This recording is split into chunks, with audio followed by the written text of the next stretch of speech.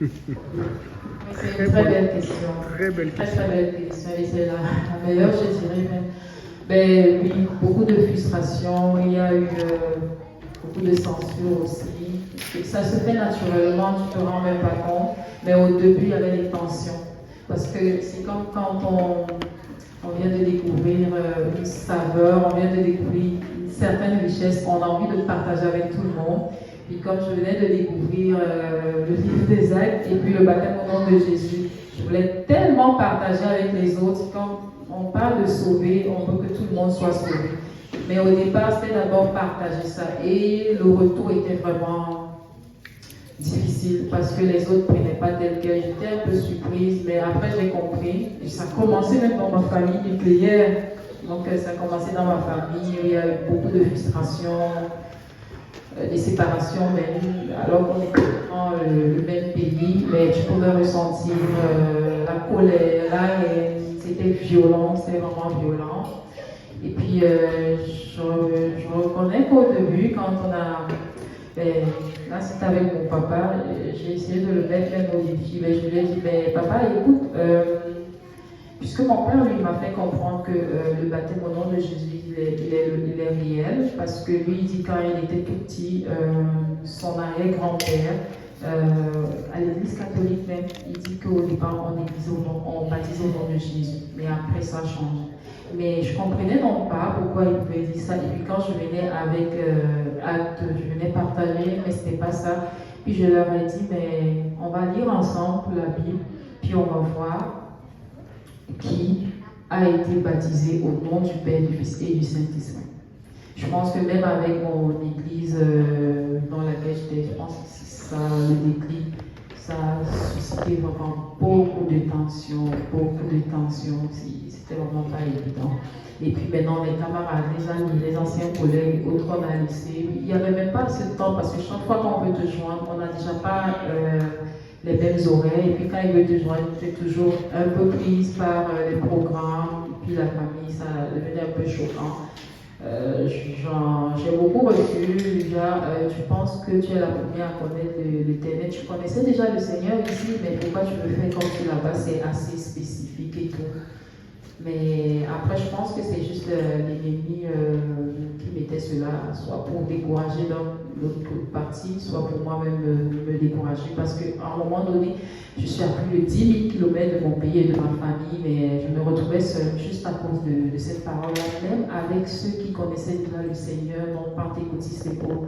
Et même avec mon église du Cameroun, il y a eu une scission avec certains jusqu'aujourd'hui. Mais j'ai été surprise de savoir qu'il y a deux déjà de cette congrégation-là qui se sont fait baptiser au nom de Jésus. Donc, c'est vrai, il y a eu beaucoup de tensions séparées. Et je pense même que déjà, moi, je n'avais pas d'amis, j'avais des collègues, des soeurs, la famille. Donc, ça a été difficile beaucoup plus au sein de la famille.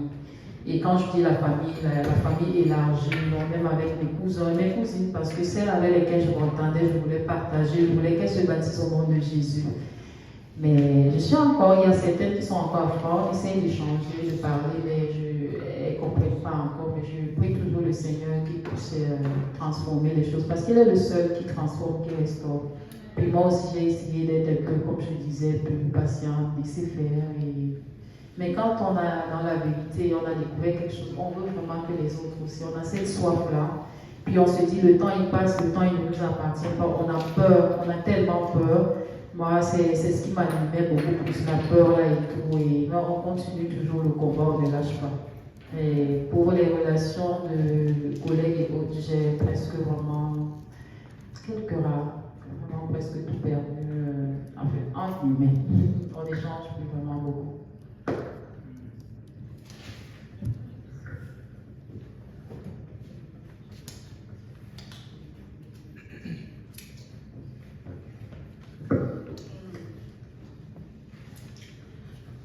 C'est sûr que les amis qu'on avait avant, avec là on a des amis, c'est comme on a un réseau d'amis, on se retrouvait dans les fêtes, on se retrouvait dans les sorties, oui, parce que on était dans le monde. Donc, On commence à réduire les sorties.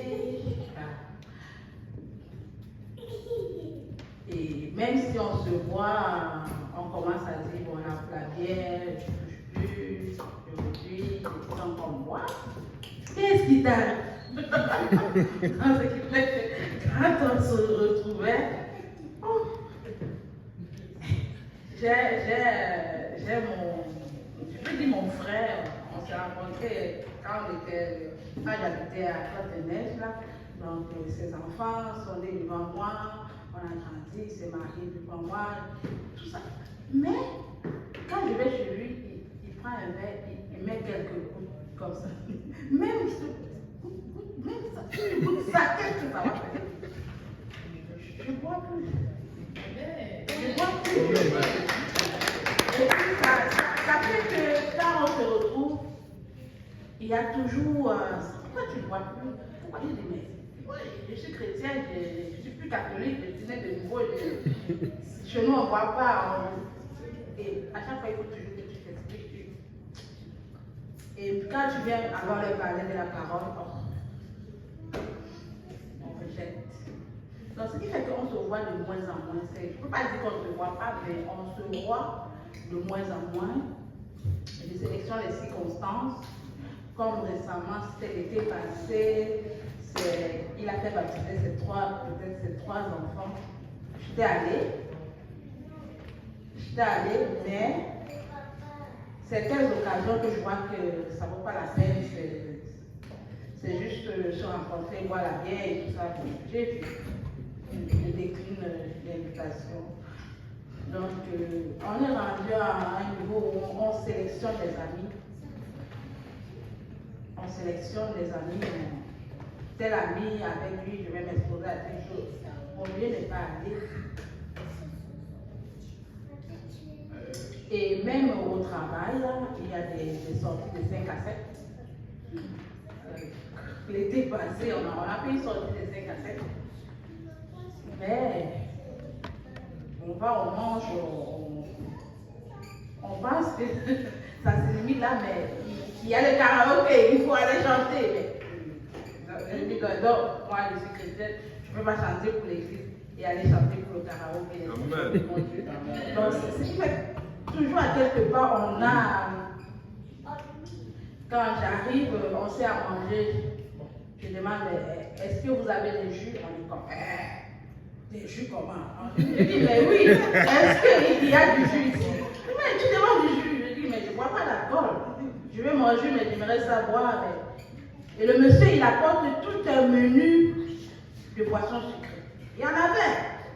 Mais tellement qu'eux, ils sont habitués à boire juste l'alcool. Donc, parfois, je décris certaines invitations juste parce que je sens que je vais être exposée à des choses qui ne sont pas compatibles avec ma foi. Ce qui fait qu'on a de moins en moins d'amis. Et même quand il faut sortir, je trie les types de sorties. On s'en va où? Qu'est-ce qu'on va faire? Tout ça. Donc, c'est plus comme avant. Mais... Amen. C'est un peu la consécration. Amen. Quand tu es consacré à l'œuvre de Dieu, il y a des choses que tu ne peux plus vraiment t'engager là-dedans. Amen. La fois dernière, j'ai eu un 5 à 7. On m'a appelé pendant Saint-Jérôme. J'étais là, j'ai prié, je dis Seigneur, moi je ne veux pas. Non seulement c'est une distance. Cette affaire-là, je sais qu'ils vont aller, tu vois, non? Donc ils ont insisté à ce que moi je donne ma position. Et la responsable m'a écrit, elle me dit, mais toi tu fais quoi? J'ai dit, si tu insistes, je vais partir, sinon. Tu connais l'affaire avant, mais je ne vais pas me rendre là-bas. Elle était là et puis, j'ai dû dire oui, puisque c'était la responsable. Bon, ok, je vais être là. Finalement, elle a revenu et puis elle dit non, si il y a un chiffre qui commence de midi à 20h, j'ai dit je prends, je veux travailler, j'aime le travail. J'ai dit je prends, je vais rester chez moi à la maison. Ils ont dit mais Miguel, tu veux? J'ai dit oui, j'aime travailler. Je ne vais pas là-bas. Oui, pasteur, je voudrais revenir Je pensais à quelque chose, à la question du frère Louis qui disait qu'est-ce qui a changé. Mais honnêtement, moi j'aimais beaucoup la danse. Amen. Alléluia. Les breaks. Les breaks. Tout ça, je le vois souvent là, je suis juste en retrait. Je sais. J'ai fait tout ça, je composais même. Est-ce qu'il y a des vidéos?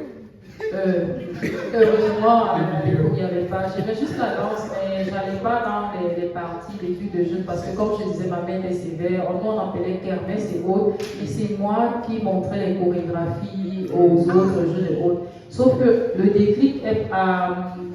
Mais même quand j'ai connu, en fait, j'ai été baptisée au nom de Père Fils Saint-Esprit pentecôtiste, je continuais à former, à faire la session. Un jour, on me demande de créer une chorégraphie pour les enfants de la maternelle. Mon Dieu, et c'était le chant d'une artiste musicienne qui chante vraiment beaucoup d'obscénité. Puis je trouvais bizarre comment on va faire danser les enfants de 0, de 2 ans à 5 ans. Puis moi-même, c'était comme un déclic. Là, j'ai dit non, je peux pas vraiment faire ça. Et j'ai commencé à proposer autre chose parce que je voyais le système un peu anglophone. Eux, ils sont un peu plus. Ils sont un peu plus réservés et c'est vraiment la pédagogie, vraiment de l'école, mais avec les francophones, c'est vraiment nos petits enfants comme ça, on va faire chanter, danser des danses vraiment exotiques, modernes là et autres. Donc c'était là le déclic. Donc je me retiens, mais jusqu'à présent c'est toujours une bagarre, mais les musiques donc de la même année, je me retiens. Mais pour la danse, vraiment, quand je dis la danse, c'était vraiment dans la profondeur. Donc, ma foi aujourd'hui m'a amené à commencer à savoir s'aider du mieux. Un peu ça. Je voulais juste ajouter ce que vous avez dit pour les amitiés coupées. J'en ai perdu beaucoup. Surtout moi aussi avec les breakdance, les amis, les filles, c'était grave. Et c'était tellement que ça me dit bien. Pourquoi ils rejettent? Moi j'ai trouvé la vérité. Mais la différence c'est que j'avais vraiment soif de Dieu parce que je connais beaucoup de moments où Dieu m'a appelé, je parle au donc je dis est-ce qu'ils comprennent pas ce que je vis? Mais ce que je veux apporter, c'est la situation que la situation de bien à Dieu au travail.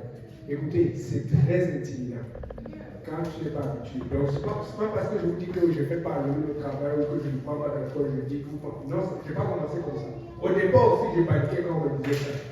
Parfois, je me disais dans mon petit Seigneur, ouais, comment je vais faire? Et souvent, je vais fuir quand le travail finissait. Je sais qu'il y a une activité, j'allais fuir et tout. Après, mais la différence, c'est que j'ai continué à faire l'étude avec Pasteur Krause. J'ai continué à aller à l'église. J'ai continué à faire les choses de l'église et ça a bâti ma foi. Moi, c'est pour ça que je crie, je pleure souvent certains d'entre nous, certains autres. Tu ne vas pas à l'église. Tu ne fais pas ce que tu fais. Tu ne fais pas des conférences et ça arrive. Après, tu te plains que non, c'est difficile. Ce sont ces choses qui bâtissent ta foi. Et à force de les faire, Dieu m'a appris à me tenir. On me dit non. Et même maintenant, c'est même moi qui vais au 5 à 7. Mais ils savent que je vais faire 15 minutes pour la livraison de côté social. Après, je m'en vais. Amen. Après, c'est mais pourquoi tu as fait ça? Non, j'ai tout à faire. Et pourquoi tu ne fais pas? Non, moi je suis chrétien. Mais je le dis avec beaucoup d'amour, beaucoup de respect. Moi, je le fais gna. Vous voyez un peu.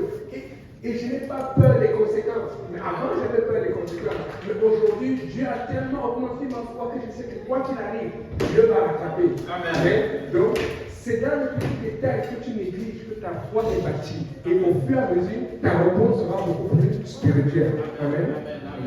Merci, Pasteur Yannick. Et ce qu'il dit est tellement vrai. Vous savez, au début, là, moi, je comprenais tout. Et la vérité, c'est ça. Je comprenais tout. Et on pouvait me sentir à l'église, même mon langage, tout était comme.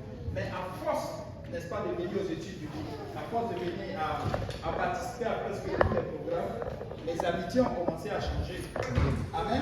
Parce que le jour où je dois passer du temps avec quelqu'un et qu'on m'appelle à l'église, je préfère venir avec les amis de l'église. Amen. Donc ça fait que quand une relation n'est pas trop entretenue, qu'est-ce qu'elle fait? Elle perd sa valeur, elle perd sa puissance sur toi. Donc tu n'as même pas besoin de dire non à quelqu'un. Moins tu le fréquentes, plus il va regarder ailleurs. Plus tu le fréquentes, plus il va regarder encore à toi. Amen. Et c'est tout à fait ça. Et c'est une bonne chose. Moi j'ai une dernière question.